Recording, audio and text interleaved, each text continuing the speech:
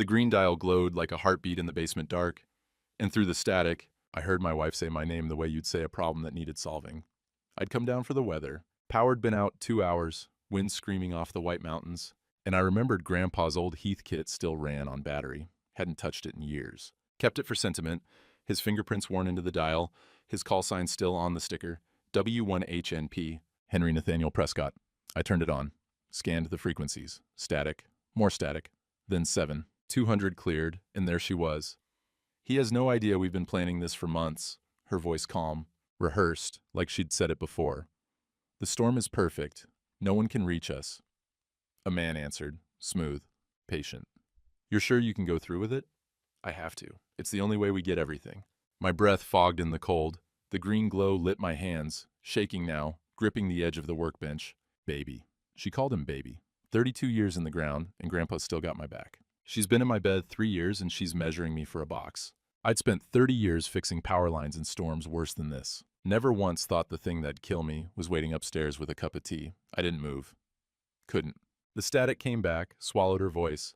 But the words stayed, carved into the cold air like something you can't unread. He has no idea. The storm is perfect. It's the only way we get everything. Everything. The house, the land.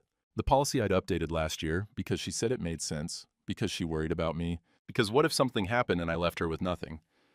$400,000. That's what I'm worth. Dead. I clicked off the radio. My hands had stopped shaking. Funny how that works. Past a certain point, the body just goes quiet. Survival mode. 30 years on the lines taught me that. When the wire's live and you're 20 feet up, you don't panic. You breathe, you think, you move slow. I move slow now.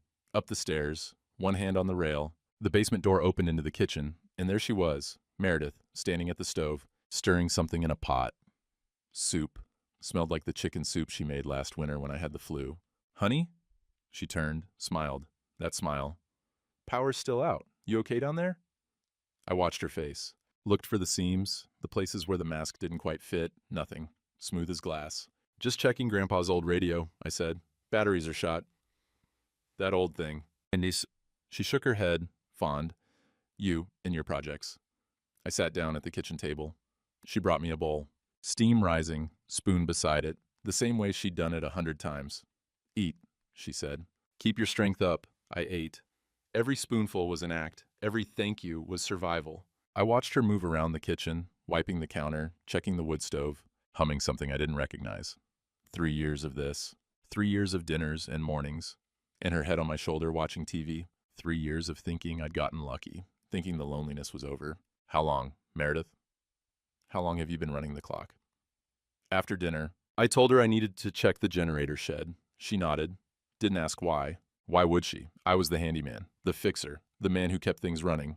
The shed was 30 feet from the back door, buried under a drift. I dug my way in, flashlight in my teeth, snow soaking through my gloves. The generator sat in the corner, cold and useless.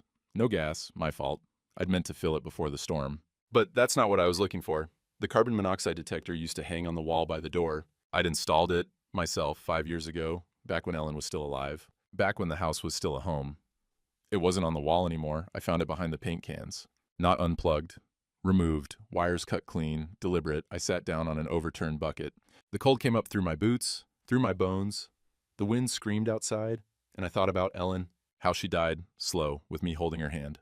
How the silence after was so big I couldn't stand it. That's why I married Meredith. Not love. Fear. The fear of dying alone in this house with no one to find me.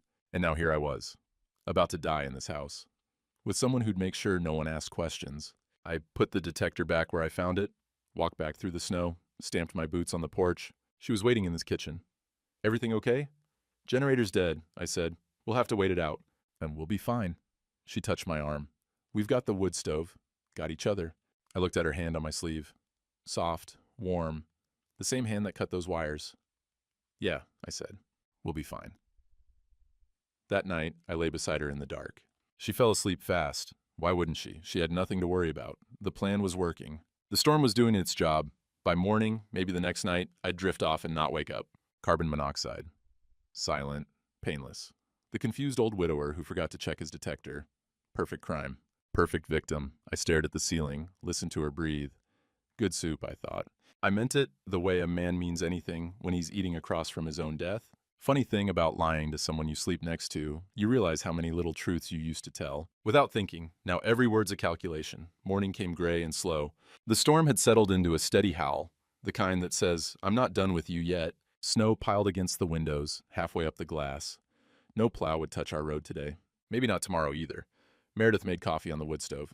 Old-fashioned percolator, the one her mother gave her, I guess, since nothing in this house was ever really ours. She handed me a cup, same as always, same smile, same, "Careful, it's hot." I took it, wrapped my hands around the warmth, watched her. 3 years. 3 years of this, face across the breakfast table. 3 years of her laugh, her voice, her body curled against mine in the night. I thought I knew her. Thought I'd gotten a second chance after Ellen, a gift I didn't deserve but wasn't fool enough to refuse. What kind of fool does that make me now? "You're quiet this morning," she said, thinking. "About what?" "The storm, how long it might last." She nodded, sipped her coffee. "Could be another day. Maybe 2. Radio said it's the worst they've seen in 20 years. Radio. The word hit different now. "Guess we're stuck with each other," I said. She smiled, reached across the table and squeezed my hand. "Worse things." I smiled back, held her hand, felt nothing but the cold underneath. The day crawled. We played cards by the wood stove. Gin rummy, her favorite. She won 3 games straight and laughed about it, that easy laugh I used to love. I let her win. Kept my focus soft, my voice light. The performance of a man who doesn't know he's marked.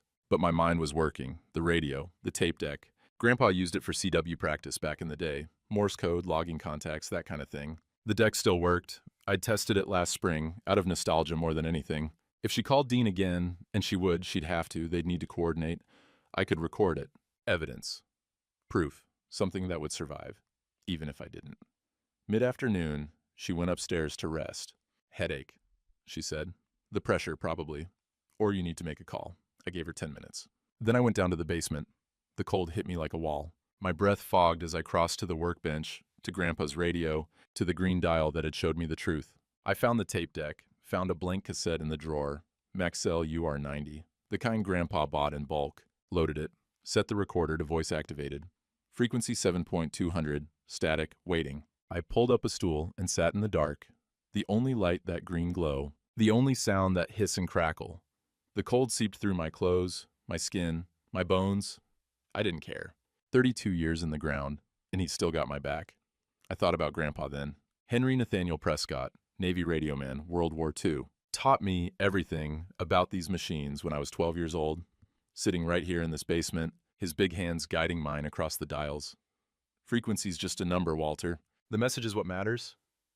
I didn't understand then. I was a kid. I thought he meant radio signals, contact logs, all that technical stuff. Now I understood. The message was truth. The frequency was just how you found it. Upstairs, I heard her moving.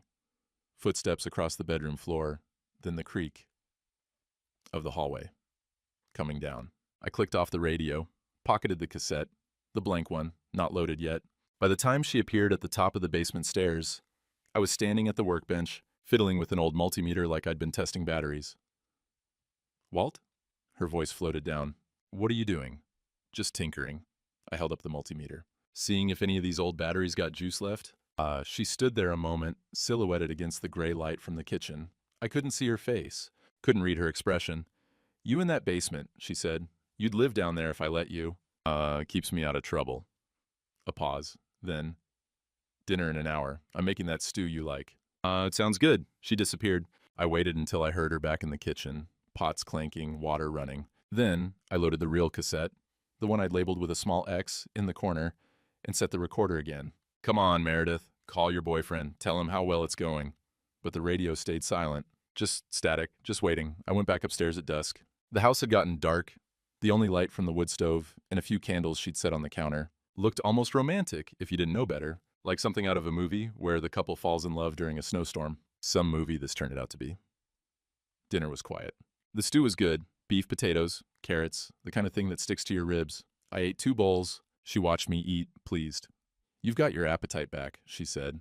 "Storm makes you hungry." It's nice, though. Just us. No TV, no phones, no distractions." She reached across the table, touched my wrist. "When's the last time we just sat together, talked?" I looked at her hand, the wedding ring I'd put there. Simple gold band, nothing fancy. I'd apologize for that, said I'd get her something nicer someday. She'd said she didn't need nicer. She'd said this was perfect. Which part was the lie, Meredith? All of it, or just enough? Been a while, I said. Too long. She smiled, soft and sad. I feel like we've been going through the motions, you know. Work, chores, sleep, repeat. I miss this.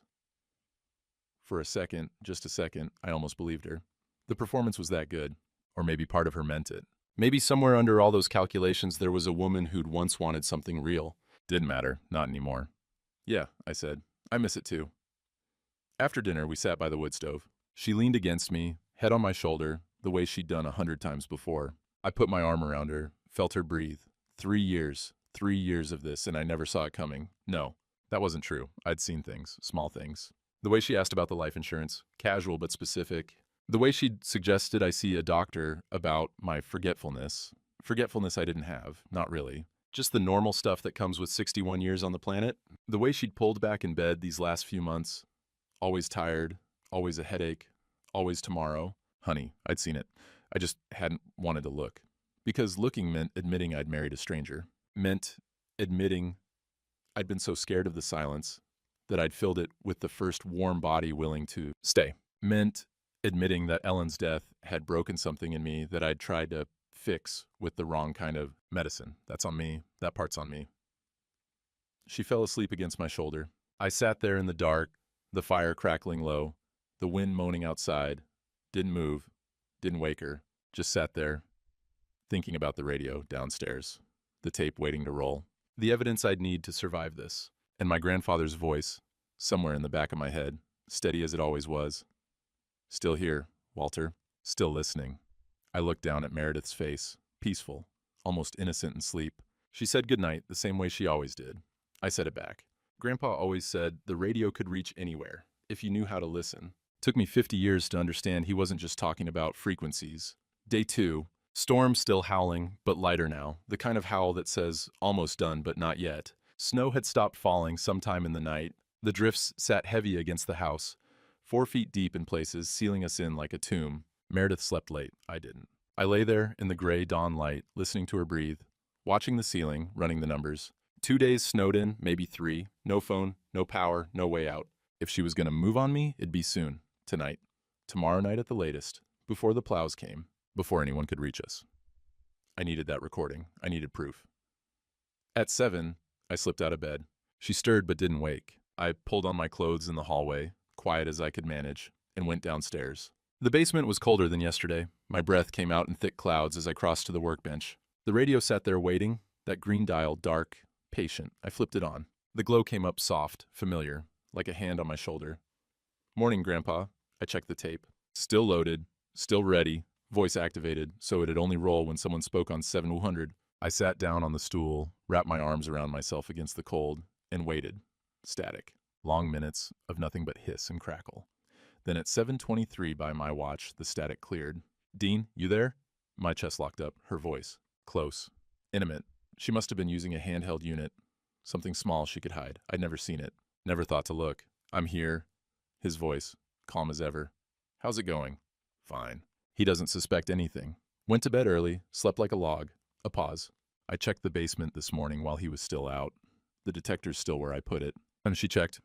She checked while I was sleeping. Good. And the other thing? Ready when we need it. I've got the pill bottle in my bag, the ones from his prescription. If the CO doesn't work, we go to Plan B.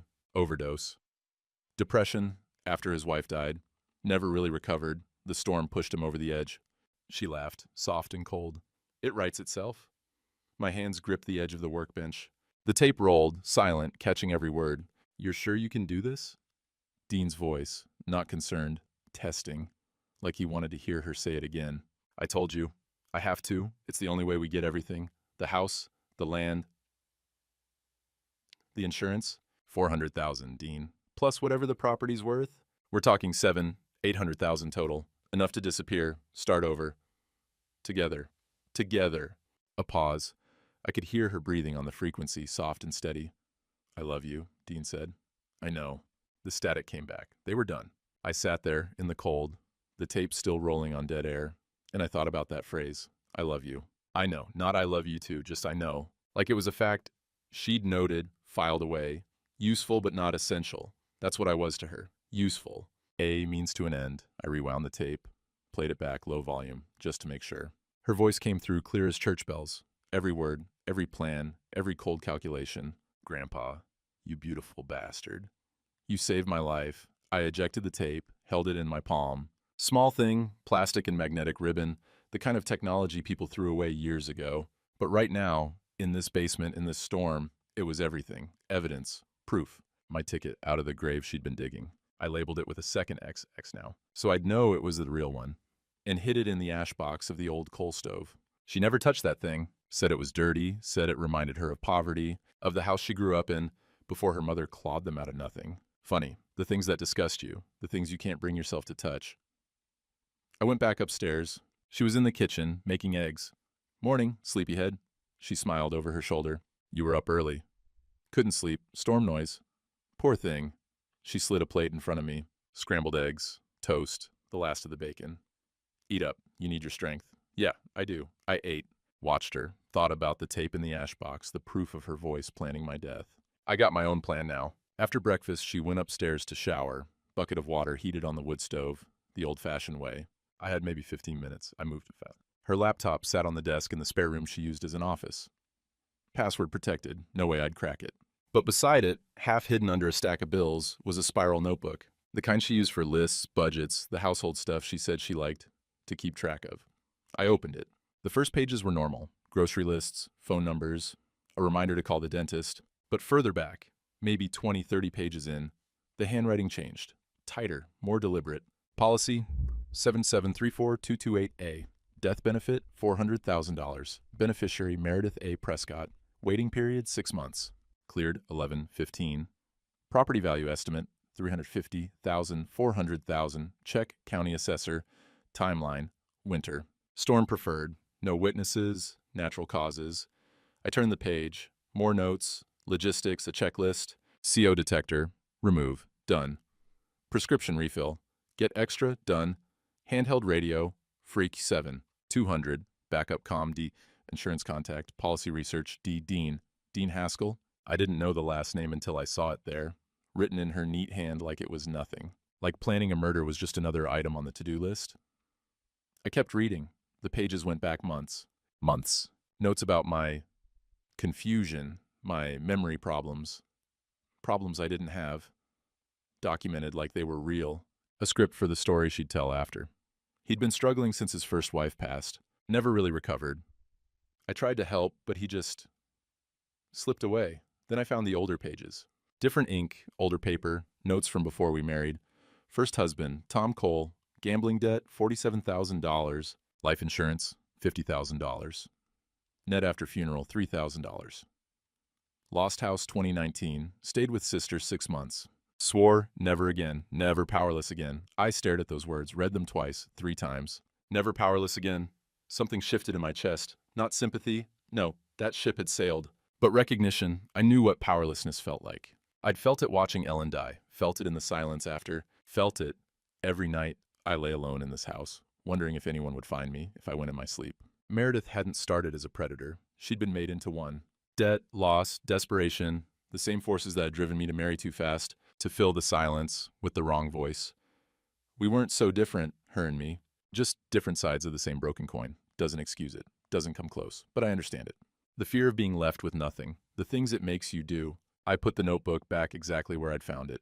Checked the bills, the angle, the dust pattern. She'd notice if anything was off. She noticed everything. Then I searched her bag. The pill bottle was there, just like she'd said. My prescription, blood pressure meds, the ones Dr. Hartley gave me last year. But the bottle was almost full. I only took one a day. There shouldn't be more than a week's supply. She'd been hoarding them, refilling early, building a stash for Plan B, I counted. 37 pills, more than enough. I put the bottle back, zipped the bag, heard the water stop upstairs. She was done with her shower. By the time she came down, hair wrapped in a towel, I was sitting at the kitchen table, reading an old magazine like I had nothing better to do. Find anything good? She asked. Just an article about fishing. I held up the magazine. Field and Stream, 3 years out of date. Makes me miss summer. Won't be long now. She poured herself coffee, sat across from me. 4 months, maybe, then we can open the windows, Let some air in. 4 months. That's what she gave me. 4 months before spring, before the plan. She doesn't know spring's coming early. Can't wait, I said. I sipped my coffee. She sipped hers. 2 people at a kitchen table, performing the marriage they'd both already buried. But only one of us knew the grave was empty. The mask slipped for half a second. That's all it takes. Half a second. And everything you built can come crashing down. Day 2, late afternoon. The light was already fading, that pale winter gray that makes everything feel like a memory. The storm had gentled to a whisper, still snowing, but soft now, almost peaceful. The kind of snow that makes you forget it's been trying to kill you. I was coming up from the basement when she caught me. Walt. I stopped, one hand on the doorframe. She stood in the hallway, arms crossed, watching me with eyes I'd never seen before. Not the soft, concerned eyes of the woman I'd married. Something sharper. Something that had been hiding underneath this whole time. What were you doing down there? Checking the radio. I kept my voice easy, relaxed. The voice of a man with nothing to hide. Thought I heard something on the emergency band. You've been down there a lot. Nothing else to do, storm like this. She didn't move. Didn't blink. The house groaned around us, snow pressing on the roof, wind sighing through the cracks. I could hear my own heartbeat, loud in my ears. That old radio, she said finally. Your grandfather's. Yeah. Does it even work anymore? Picks up some signals, mostly static. I shrugged. Keeps me busy. When she studied me, I felt it like a physical weight, her gaze moving over my face, looking for the seams, the places where my mask didn't quite fit, the same thing I'd been doing to her for 2 days. She knows something's off, she doesn't know what, but she's circling. Then, like a switch flipping, her face softened. The smile came back, warm and easy. You in that basement. She shook her head, almost fond. Your grandfather would be proud. Maybe. She stepped closer, put her hand on my arm, squeezed gently. I worry about you, you know. Down there, in the cold, all alone with those old machines. It's not healthy, Walt. You should stay up here with me, stay warm. Stay where you can watch me. I'm fine, I said. Just an old habit. Old habits, she laughed, soft and low. We've all got those, I guess. She turned and walked back to the kitchen. I watched her go, the way she moved, the set of her shoulders. Relaxed, confident, like a woman who had everything under control. But I'd seen it, that half second before the mask came back. The sharpness in her eyes, the calculation. She's suspicious now. Not certain, but alert. I went to bed early that night, claiming a headache. She said she'd stay up a while, read by the fire. I lay in the dark, listening to the house settle, listening to her move around downstairs. At 2:14 a.m., I heard her on the stairs. Soft footsteps, careful. The kind of steps you take when you don't want to be heard. I kept my eyes closed, my breathing slow and steady. The bedroom door opened, a whisper of hinges, and I felt her presence in the doorway, watching me, checking if I'm asleep, making sure. After a long moment, she moved away, down the hall, down the stairs. I waited, counted to 60, then I slipped out of bed and followed. The basement door was open. A faint glow came from below. The radio, she'd turned it on. I pressed myself against the wall at the top of the stairs, barely breathing. I could hear her moving around down there, drawers opening, things being shifted. She's searching. She's looking for something. 10 minutes. 15. The cold crept up from the basement, wrapped around my bare feet, my ankles. I didn't move. Finally, footsteps on the stairs. I slipped back to the bedroom, slid under the covers, closed my eyes. By the time she reached the hallway, I was breathing slow and deep, the picture of a man lost in dreamless sleep. She stood in the doorway again, watching. Then she came to bed, moving carefully, trying not to wake me. The mattress dipped as she lay down. I felt her body heat, inches away. Neither of us slept. Morning came hard and bright. The storm had finally broken, sun streaming through the windows, the world outside glittering white and merciless. I could hear the distant rumble of plows on the main road, still miles away, but coming. One more day, maybe 2. Then this ends. I went to the basement as soon as she was in the shower. My heart hammered as I crossed to the old coal stove, to the ash box where I'd hidden the tape. It was still there, the cassette with the double X, tucked under a layer of cold ash, untouched. I let out a breath I didn't know I'd been holding, but something else had changed. The tape deck on the radio, the one I'd left loaded with a blank cassette as a decoy, was open, empty. She'd taken the decoy tape. I sat down on the stool, my legs suddenly weak. She'd found a tape, listened to it, probably. Found nothing, because there was nothing on it, just dead air. But she'd been looking. She knew there was something to find. The radio isn't safe anymore. She's on to it. I thought about moving the evidence again, finding a new hiding spot. But where? She'd search the basement now. Really search. She'd tear the place apart, looking for whatever I was hiding. No, the ash box is still good. She won't touch it. Too dirty. Too beneath her. I hoped I was right. I checked the cassette one more time. Still there, still safe, and closed the ash box carefully, making sure the layer of dust on top looked undisturbed. Then I went upstairs. She was in the kitchen, making breakfast, eggs again, toast, coffee on the wood stove. "Sleep okay?" she asked without turning around. "Not bad. Storm kept me up some." "Me too." She glanced over her shoulder. That smile again, but tighter now. "Thought I heard you moving around last night."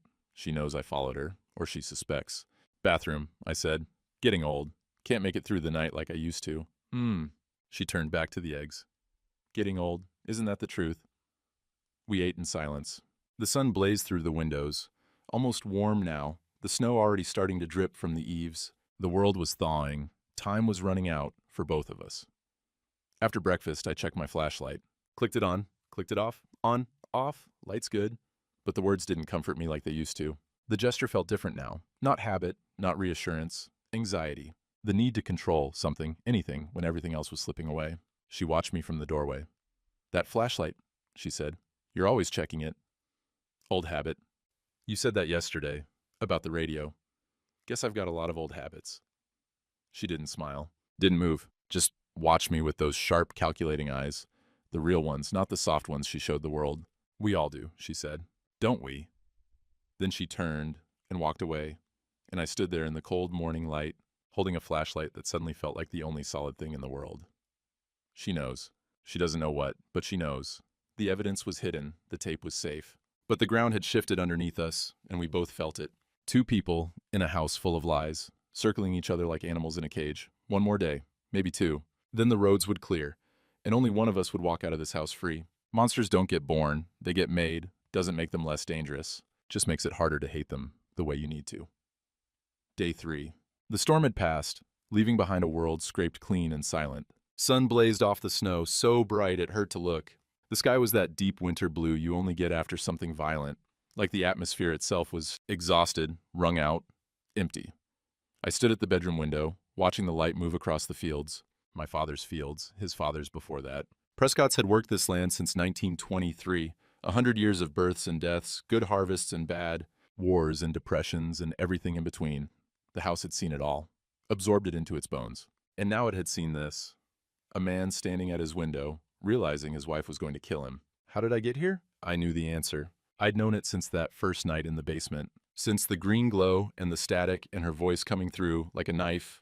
But knowing and facing are two different things. Knowing lets you keep moving. Facing stops you cold. Meredith was downstairs, doing something in the kitchen. I could hear her moving around. Pots, water, the creak of cabinet doors. Normal sounds, domestic sounds. The soundtrack of a marriage that had never been real. I had turned away from the window and sat on the edge of the bed. Our bed. The bed where I'd held her, where I'd whispered things in the dark, where I'd thanked God for giving me a second chance after Ellen. Ellen. The name hit me like it always did. A fist to the chest, a squeeze around the heart. 7 years gone, and it still hurt. Not the sharp, fresh pain of the early days, but the dull ache of something that never fully healed. A wound that scarred over but never closed. I looked at the photo on the nightstand. Ellen and me, taken at Lake Winnipesaukee the summer before she got sick. She was laughing at something I'd said, I couldn't remember what, and the sun was in her hair, and she looked so alive, it seemed impossible that she could ever be anything else. 18 months. That's how long it took the cancer to kill her. 18 months of hospitals and treatments and hope that kept shrinking until there was nothing left. I held her hand at the end, watched her eyes go still, felt her fingers go cold in mine. After that, the silence. God, the silence. I'd never known quiet could be so loud. Every room in this house echoed with her absence. Her voice, her laugh, the way she hummed while she cooked, all of it gone, replaced by nothing. I'd lie awake at night listening to the emptiness, feeling it press down on me like a physical weight. That's when Meredith found me, or I found her. The grief support group at the Methodist Church, Tuesday nights, bad coffee, and metal folding chairs. She'd lost her husband too, she said. Heart attack. Sudden, no time to say goodbye. She cried when she told the story. Real tears, or what looked like real tears. I remember thinking how brave she was, how strong, how beautiful, even in her grief. Fool, you goddamn fool. I picked up Ellen's photo, traced the edge of the frame with my thumb. What would you think of me now? Married to a woman who's planning to kill me. Living in our house with a stranger wearing a wife costume. Would you be angry, disappointed? Or would you just be sad? Sad that I couldn't handle being alone. That I filled the space you left with the first warm body, willing to stay. I set the photo down, faced the wall. The worst part wasn't the betrayal. The worst part was that I'd seen it coming. Not the murder. No, I hadn't seen that. But the wrongness. The little things that didn't add up. The way she asked about the life insurance, casual but precise. The way she'd suggested I see Dr. Hartley about my memory problems. Problems that didn't exist until she started pointing them out. The way she'd pulled back in bed these last few months. Always tired. Always a headache. Always tomorrow. The way she'd look at me sometimes when she thought I wasn't watching. A look that wasn't love. Wasn't even affection. Something colder. Something calculating. I'd seen all of it. And I'd looked away. Because looking meant admitting you were desperate. Meant admitting you'd married a lie because the truth was too lonely to bear. I got up, walked to the window again. The snow was blinding, merciless, beautiful. Somewhere out there, a plow was grinding toward us, digging the world free. One more day, maybe less. But first, I had to face something harder than Meredith. Harder than the evidence, the tape, the plan. I had to face myself. I went to the basement. Not to check the radio, there was nothing to check. The tape was hidden, the evidence was safe. I went because I needed to be somewhere she wasn't. Somewhere I could breathe, somewhere the walls didn't feel like they were made of her lies. The cold wrapped around me as I descended the stairs. Familiar now, almost comforting. I crossed to the workbench and sat on the stool, hands in my lap, breath fogging in the stillness. The radio sat silent, green dial dark, Grandpa's fingerprints worn into the plastic, his call sign on the sticker, W1HNP. What would you say, old man, if you could see me now? I thought about him. Henry Nathaniel Prescott, Navy radio man, Pacific Theater, 1943 to 1945. He'd told me stories when I was a kid, not the war stories. He never talked about those. But stories about the radio, how it could reach across oceans, how a voice could travel thousands of miles through static and storms and find the one person who needed to hear it. Frequency's just a number, Walter. The message is what matters. I'd been 12 years old, sitting right here in this basement, watching his hands move across the dials. I didn't understand then. Thought he was talking about radio signals, contact logs, technical stuff. Now I understood. The message was truth. And the truth was this. I'd let myself be fooled because I wanted to be fooled. I'd married Meredith, not out of love, but out of fear. Fear of the silence. Fear of dying alone in this house with no one to find me. That's the wound, isn't it? Not her betrayal. Mine. I'd betrayed myself. Betrayed Ellen's memory. Betrayed everything I used to believe about who I was. A man who saw things clearly, who didn't flinch from hard truths, who'd spent 30 years on power lines because he trusted his own eyes and hands. Where was that man when Meredith walked into my life? Where was he when she asked about the insurance, the property, the will? He was hiding. Hiding behind loneliness, letting fear drive the truck. I pulled out the notebook I'd found in her office. I'd taken a few pages, the older ones from before we met, the ones that told her story. First husband, Tom Cole. Gambling debt, $47,000. Life insurance, $50,000. Net after funeral, $3,000. Lost house 2019. Stayed with sister 6 months. Never again. Never powerless again. I read the words again and again, trying to see her. Not the mask, not the performance, but the woman underneath. The one who'd written these words in a spiral notebook, probably late at night, probably alone. She'd been desperate once. Broken. Left with nothing by a man who was supposed to protect her. I knew what that felt like. The terror of losing everything. The way it hollows you out, makes you capable of things you never thought possible. Doesn't excuse it. Not even close. But I understood it. We weren't so different, her and me. Two people broken by loss, trying to fill the empty spaces with whatever we could grab. She grabbed money, security, control. I grabbed a warm body and a familiar routine. Both of us running from the same thing, the fear of being alone with ourselves. That's the tragedy, isn't it? We could have helped each other. Could have been real. But she'd chosen the other path. The path that ended with me in a grave and her on a beach somewhere, counting my money. And once that choice was made, there was no going back. I closed the notebook, set it aside. The basement was quiet. The radio sat dark. Outside, I could hear the drip of melting snow, the distant grind of plows getting closer. The world was waking up. Time was running out. What now, Walt? What do you do with all this? I looked at the radio, at Grandpa's call sign, at the stool where I'd sat as a boy, learning to listen. Still here, Walter. Still listening. The voice wasn't real, I knew that.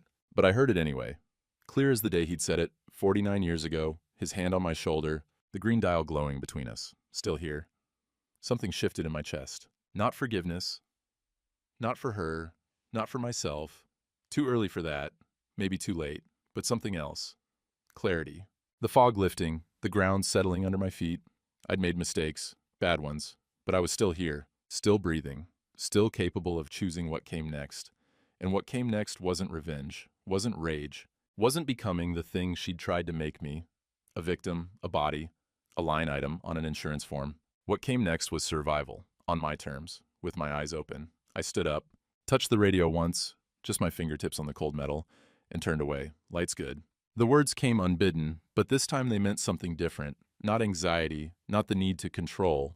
Just a simple fact. Quiet and true. The light's good. I can see now. I climbed the stairs, opened the door, stepped into the kitchen, where Meredith stood at the window, watching the plows inch closer. She turned when she heard me. That smile again, softer now, almost sad. Roads will be clear by tomorrow, she said. Probably. Then things go back to normal.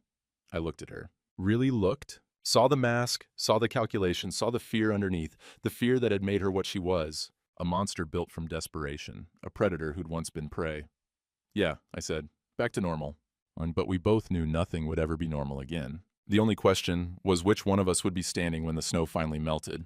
I walked past her, out to the porch, and stood in the cold, bright air watching the world come back to life. One more day, then we finish this. Snow's got a way of making everything look clean, like the world's trying to tell you something. Like it's giving you one more chance to see things clear. Day 3, afternoon. I walked the property for the first time since the storm hit. The sun hung low and pale just above the tree line, throwing long blue shadows across the drifts. Everything was white. The fields, the fences, the roof of the old barn, where my father used to keep horses. White and still and quiet, like the land itself was holding its breath. My boots crunched through the crust with each step. The cold bit at my face, my hands, the tips of my ears. I didn't mind. After 3 days inside that house, breathing the same air as Meredith, the cold felt honest, clean, like something that couldn't lie to you. I walked to the edge of the north field and stopped, looked out at the land. 100 years. That's how long the Prescotts had been here. My great-grandfather bought the first 40 acres in 1923, paid it off during the Depression by working 3 jobs and never taking a vacation. My grandfather added another 20 after the war. My father held it together through the 70s, when everyone else was selling to developers and moving south. And then me, the last one. 61 years old, no kids, no legacy to pass on. Just this land and this house, and the stubborn belief that it meant something to keep them. She wanted to take this, wanted to cash it out and disappear. I kicked at a drift, watched the snow scatter in the wind. Can't blame the land for what happens on it. The land just sits there, waiting to see what you'll do. I thought about my father, Raymond Prescott Sr., died in '98, heart attack, out in this very field checking fences. They found him face down in the dirt, one hand still gripping the wire stretcher. He'd worked right up until the end. Never complained, never asked for anything, never let anyone see him weak. What would he think of me now? I knew the answer. He'd be disappointed. Not about Meredith. He'd understand getting fooled. People get fooled. It happens. No, he'd be disappointed about the way I got fooled. The weakness that let it happen. You don't think with your loneliness, son. You think with your head. He'd never said those words, but I could hear them anyway. In his voice, in that flat Yankee cadence that never wasted a syllable. Raymond Prescott didn't do feelings. He did facts. And the facts were simple. I'd let a woman into my house because I couldn't stand the silence, and now she was trying to kill me. Facts don't care about your feelings. That's what he'd say. Deal with the facts. I turned and looked back at the house. It sat against the snow like something out of a postcard. White clapboard, green shutters, smoke curling from the chimney. Picture of New England charm. Picture of home. Meredith was in there somewhere, watching from a window, probably, wondering what I was doing out here, what I was thinking. She couldn't follow me. Too cold, too much snow, and besides, she hated the outdoors. Said it reminded her of being poor. Good. Let her wonder. I walked further, past the fence line, into the trees at the edge of the property. The snow was deeper here, untouched, pristine. I could hear my own breathing, the creak of branches overhead, the distant sound of plows grinding away on Route 16. Tomorrow. They'll reach our road tomorrow. And then what? I'd thought about it, played it through in my head a dozen times. I had the tape. I had photos of the notebook, the pill bottle, the CO detector, hidden in the shed. Evidence enough to put her away for conspiracy, attempted murder, probably a dozen other charges. But evidence wasn't enough. Not by itself. I needed a witness. Someone who could corroborate what I'd found. Someone the cops would believe. Not just the ramblings of a 61-year-old man whose wife had been telling everyone he was losing his mind. Frank DeLuca, half a mile down the road. Retired state trooper, 30 years on the job. He'd believe me. He'd know what to do with the evidence. And more importantly, he'd know how to handle it right. By the book, no mistakes, nothing that could get thrown out in court. That's the play. Get to Frank, show him the tape. Let him take it from there. The plan felt solid, clean, the kind of plan my father would have approved of. But there was still tonight to get through. One more night in that house, lying next to her, pretending I didn't know. One more performance. Can you do it, Walt? Can you hold the mask that long? I'd have to. There was no other choice. I walked deeper into the trees, following an old deer path I'd known since I was a boy. The snow was thinner here, sheltered by the canopy. I could see tracks in the white, deer, fox, something small and quick that might have been a rabbit. Life goes on, even in the cold, even in the silence. I stopped at a clearing I hadn't visited in years. There was a boulder here, big and flat, half buried in the hillside. My father used to bring me here when I was young. We'd sit on that rock and look out at the valley below, not talking, just watching. He called it thinking time. Sometimes you got to get away from all the noise. Son, find a quiet place. Let your head settle. I brushed the snow off the rock and sat down. The stone was cold through my jeans, but I didn't move. Just sat there, looking out at the white world, letting my head settle. What am I now? The question came unbidden, rising up from somewhere deep. Not who, what. What kind of man lets himself get fooled like this? What kind of man ignores the signs, marries the lie, sleeps next to his own death for 3 years? A scared man, a lonely man, a man who wanted something so bad he was willing not to see the truth. That's what I was. That's what I'd been. But is that what I have to stay? I thought about Grandpa again. The radio, the basement, his voice in the static. Still here, still listening. He'd been through worse than this. War, loss, 30 years of marriage that wasn't always easy. But he'd stayed solid, stayed himself. Never let the hard times turn him into something he wasn't. That's the choice, isn't it? Not what happened to you, what you do next. I could let this destroy me. Let the shame and the anger and the betrayal eat me alive. Turn me into some bitter old man raging at the world. Or I could do what Prescott's had always done. Face the facts, deal with the situation, and keep moving forward. You don't get to give up, Walter. Not while you're still breathing. I stood up. The cold had seeped into my bones, made my joints ache. But my head was clear, clearer than it had been in days. Maybe months. Maybe years. I looked out at the valley one last time. The sun was setting now, painting the snow gold and pink and purple. Beautiful, peaceful, like a promise of something better. One more night. Then the road's clear. Then I walk out of that house and into the rest of my life, whatever that looks like. I turned and started back. The house was waiting. Meredith was waiting. The last performance was waiting. But I wasn't afraid anymore. Not of her, not of what came next. I'd been afraid of the silence, afraid of being alone. That fear had driven me into her arms, into her trap. But standing here, in the quiet of the woods, the snow settling around me like a blanket, I realized something. Being alone isn't the same as being lonely. I'd spent 3 years running from solitude, filling the empty spaces with noise, with a warm body, with the illusion of connection. But real peace wasn't about having someone next to you. It was about being able to sit with yourself in the silence and not flinch. I can do that now. I can sit with myself. The house came into view through the trees, smoke still curling from the chimney. Meredith's shadow moving past a window. I stopped at the tree line, looked at the house I'd grown up in, the house I'd almost died in. Still here, I thought, still listening. Then I walked back across the snow, into the warmth, into the lie, one last time. Revenge would have been easy. Just me and her in the storm. No one would have known. That's exactly why I couldn't do it. Day 4, morning. I woke before dawn, the gray light barely touching the windows. Meredith lay beside me, breathing slow and steady, her back turned. I watched the rise and fall of her shoulder for a long moment. 3 years of waking up next to this woman. 3 years of thinking I knew who she was. Last time. This is the last time. I slipped out of bed, quiet as I could. Dressed in the hallway, jeans, flannel shirt, the heavy boots I used for snow. My hands were steady. My heart was calm. Whatever was coming, I was ready. Downstairs, the house was cold. The wood stove had burned low overnight, just embers now. I didn't bother stoking it. Wouldn't be here long enough. I went to the basement one last time. The radio sat silent in the dark. I didn't turn it on, just stood there for a moment, looking at it. The green dial, the wood grain panel, Grandpa's call sign, 1HNP. Thank you. I didn't say it out loud. Didn't need to. He knew. I retrieved the tape from the ash box, brushed off the dust, slipped it into my coat pocket. Then the camera, digital, old but functional, with the photos of her notebook, the pill bottle, the wires she'd cut, evidence, proof, my ticket out. I climbed the stairs and grabbed my coat from the hook by the back door. The sun was just coming up, painting the snow pink and gold. Through the kitchen window, I could see the road, plowed, finally, a dark ribbon cutting through all that white. Time to go. Where are you headed? Her voice came from behind me. I turned.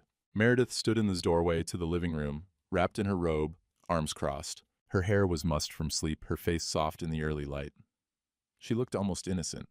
Almost. Frank's place, so I said. Want to check on him, make sure he made it through okay. Now? It's barely 6. Frank's an early riser. You know that. She studied me. Those eyes, the real ones, not the soft ones she showed the world. Sharp, calculating, looking for the crack in my mask. You've been different, she said, these past few days. Storm will do that to you. It's more than the storm. She stepped closer.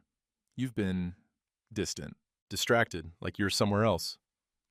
I met her gaze, held it. Just tired, I said. Cooped up too long. Need some air. A long moment passed. The house was silent around us. No wind, no creak of settling wood. Just her and me and the truth hanging between us like smoke. Then she nodded, stepped back. Tell Frank I said hello. I will. I opened the door. The cold rushed in, clean and sharp. I stepped out onto the porch, pulled the door closed behind me, and started walking. The snow crunched under my boots. The sun was higher now, blazing off the white, and I had to squint against the glare. I didn't look back. Didn't let myself? If I looked back, I might see her watching from the window. And if I saw her watching, I might lose my nerve. Keep walking, one foot in front of the other. That's all you have to do. Frank's place was half a mile down the road. In summer, you could see his roof from our driveway. In winter, with the snow piled high and the trees bare, it felt further, like walking into another country. I made it in 15 minutes. My breath came hard by the end, chest burning from the cold, but I didn't stop, couldn't stop. Frank's house sat at the end of a long driveway, smoke curling from the chimney. His truck was in the yard, buried to the wheel wells. A path had been shoveled from the front door to the road. Frank was like that, always prepared, always thinking ahead. I walked up the path and knocked. 30 seconds. A minute. Then footsteps, heavy and slow, and the door swung open. Frank DeLuca stood there in a flannel robe and slippers, coffee cup in hand, white hair sticking up at odd angles. 67 years old, retired state trooper, the kind of man who'd seen everything and wasn't surprised by any of it, until he saw my face. Walt? He frowned. Jesus, you look like hell. What's wrong? I need your help. Something in my voice must have told him this wasn't a social call. He stepped back, opened the door wider. Get in here. You're letting all the heat out. I stepped inside. The warmth wrapped around me like a blanket. Wood smoke and coffee and the faint smell of bacon. Frank's house always smelled like breakfast. His wife, Marie, used to joke that he'd cook eggs in his sleep if she let him. Marie was gone now. Cancer, same as Ellen, just Frank in his empty rooms, his memories, his morning routines. Another man who knew what it was like to live with silence. Sit down, he said, pointing to the kitchen table. Coffee? Please. He poured me a cup, set it in front of me, then sat across the table with his own. His eyes never left my face. Talk to me. I reached into my pocket, pulled out the tape, set it on the table between us. I need you to listen to this. What is it? My wife, talking to her boyfriend, about how they're going to kill me. Frank's face didn't change. 30 years as a cop, he'd learned how to keep his reactions off his face. But I saw his eyes tighten, saw his jaw set. You're serious. Dead serious, no pun intended. He picked up the tape, turned it over in his hands. Old Maxell cassette, the kind nobody used anymore. The kind my grandfather used to buy, in bulk. You got a tape player? In the basement, Marie's old boombox. Let's go. We went downstairs. Frank's basement was nothing like mine. Finished, carpeted, a pool table in the corner and an old TV against the wall. Marie's boombox sat on a shelf by the washer, dusty but functional. Frank put in the tape, hit play. Static. Then her voice. Dean, you there? I'm here. How's it going? Fine. He doesn't suspect anything. I watched Frank's face as he listened. Watched the color drain out of it. Watched his mouth tighten into a hard line. The tape played on. Every word, every plan, every cold calculation. The only way we get everything. The house, the land, the insurance. 400,000, Dean. I love you. I know. The tape ended. Static. Silence. Frank stood there for a long moment, staring at the boombox like it had grown teeth. Jesus Christ, Walt. Yeah. She was going to carbon monoxide or pills, if that didn't work. Make it look like suicide. Depression after Ellen, never recovered. The storm pushed me over. I took a breath. She had it all planned out. Frank turned to me. His cop eyes were back. The ones that had seen bodies, confessions, the worst of what people could do to each other. But underneath, I saw something else. Something human. We gotta call the sheriff. I know. You got more? More than just the tape? I pulled out the camera, showed him the photos, the notebook pages, the pill bottle, the CO detector with its wires cut clean. She kept notes, like a goddamn checklist. I scrolled through the images, timeline, policy numbers, backup plans, all of it. Frank took the camera, studied each photo, his face getting harder with every swipe. How long you known about this? Since the first night of the storm. Heard her on the radio, talking to her boyfriend. Been gathering evidence ever since. And you stayed in that house? 3 more days, sleeping next to her? Didn't have a choice. Roads were closed, and if she knew I knew, Frank nodded slowly. He understood. Survival meant performance. Meant lying still in the dark while the predator slept beside you. Hell of a thing, he said quietly. Yeah, he set down the camera, picked up the phone. I'm calling Jim Crowell, sheriff's deputy, good man. He'll know how to handle this, right? Okay. While Frank made the call, I sat at the kitchen table and stared at my coffee. It had gone cold. I didn't care. The hardest part was over. The evidence was out of my hands now. Whatever happened next was up to the law. You did it, Walt. You survived. But it didn't feel like victory. It felt like exhaustion. Like setting down a weight I'd been carrying so long, I'd forgotten what it felt like to stand straight. An hour later, Sheriff Crowell arrived with 2 deputies. Frank played the tape for them. I showed them the photos, walked them through everything, the radio, the basement, the CO detector, the notebook. They listened. They believed me. We're going to need you to stay here, Crowell said. While we go pick her up. I understand. They left. Frank and I sat in silence, watching through the window as the cruisers disappeared down the road toward my house. Toward Meredith. It's over. Almost over. 45 minutes later, Crowell's voice crackled over Frank's scanner. Suspect in custody, no resistance.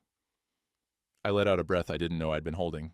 Frank put a hand on my shoulder, didn't say anything, didn't need to. They brought her past Frank's house, on the way to the station. I saw her through the window of the cruiser, hands cuffed, face blank. For one moment, just one, she turned her head and looked at me. Our eyes met. I expected rage, hatred. The mask finally off, the monster fully revealed. But that's not what I saw. I saw recognition. The look of someone who'd been caught, who'd lost, who understood exactly how it had happened. And underneath that, just for a second, something almost like respect. You're smarter than I thought. Then the cruiser was past, and she was gone. Frank stood beside me, watching the road empty out. Hell of a thing, he said again. Yeah. I turned away from the window. Hell of a thing. The house was quiet. The snow was melting. And somewhere out there, the world was starting over. Still here, I thought, still listening. Some things you don't get over, you just learn to carry them different. 1 week later, the house was quiet. Not the heavy, suffocating quiet of the storm days. Something else, something cleaner. The quiet of a room after the fever breaks. The quiet of a held breath finally released. I stood at the kitchen window, watching the sun come up over the fields. The snow was melting now, patches of brown earth showing through, the first hints of the thaw. Spring was still weeks away, but you could feel it coming. That shift in the air. That promise of something new. Meredith was gone. County jail, awaiting trial. Dean Haskell, too. They'd picked him up the same afternoon, found enough on his computer to add a few charges of his own. Conspiracy, insurance fraud, accessory to attempted murder. The lawyer said they'd both be going away for a long time. I didn't feel triumphant, didn't feel relieved exactly, just empty. The kind of empty that comes after you've been carrying something heavy for so long you forgot what light felt like. Frank had come by every day since the arrest. Brought coffee, brought food, brought the kind of company that doesn't need to talk to be present. Yesterday he'd helped me change the locks. Today he was giving me space. Good man, Frank. Better than I deserved.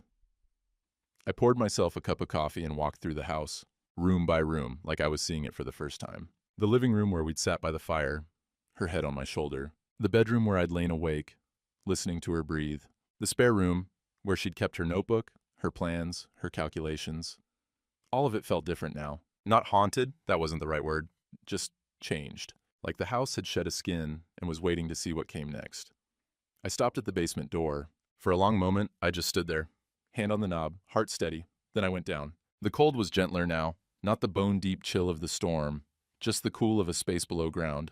I crossed to the workbench, to Grandpa's radio, to the green dial that had saved my life. I sat down on the stool, the same stool I'd sat on as a 12-year-old boy, watching his hands move across the dials. The same stool I'd sat on a week ago, listening to my wife plan my murder.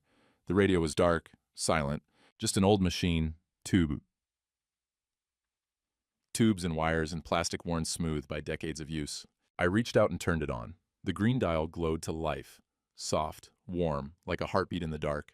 I tuned to 7.200. Static. Nothing but static now. No voices, no plans, no betrayal coming through the noise. Just the hiss and crackle of empty air.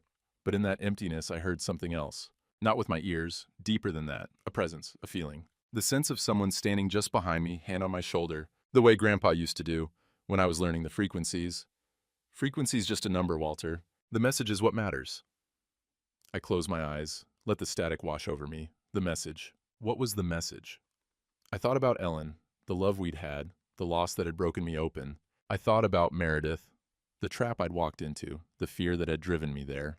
I thought about myself, the man I'd been, the man I'd almost become. The man I was now, older, wiser, scarred, but still standing. The message is you survived, not because you were strong, not because you were smart, because you listened, because you paid attention. Because when the truth came through the static, you didn't turn away. I opened my eyes. The green dial glowed in the dark, steady and patient. I reached for the flashlight on the workbench, clicked it on, clicked it off, light's good. But this time, I didn't need to check.